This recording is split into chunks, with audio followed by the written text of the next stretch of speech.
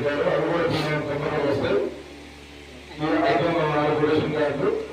అలాగే మన గ్రామానికి సంబంధించి దాదాపు ఇక్కడ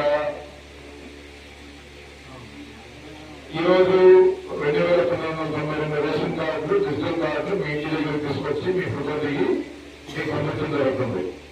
మన ప్రభుత్వం వచ్చాక పరిపాలనలో సంస్కరణ తీసుకురావాలి, పారదర్శకత పెంచాలి, ఎక్కడ కూడా తప్పు జరగడానికి అవకాశం లేకుండా ఒక మంచి గట్టి వ్యవస్థ నిర్మాణం చేయాలనే తలంపుతో చాలా కార్యక్రమాలు తీసుకొస్తామో అందులో భాగంగా ఈరోజు డిజిటల్ రేషన్ కార్డు. ఇది మీరు ఎవ్రీ మంత్ రేషన్ తీసుకునేటప్పుడు కానీ లేకపోతే ఇతరత్ర ఏదైనా ఈ రేషన్ కార్డు ఎక్కడైతే గుర్తింపు కార్డుగా ఉపయోగపడుతుందో అన్ని చోట్ల ఇది మీకు ప్రమాణంగా ఉపయోగపడుతుంది. తప్పు జరిగే అవకాశం తక్కువ ఉంటుంది.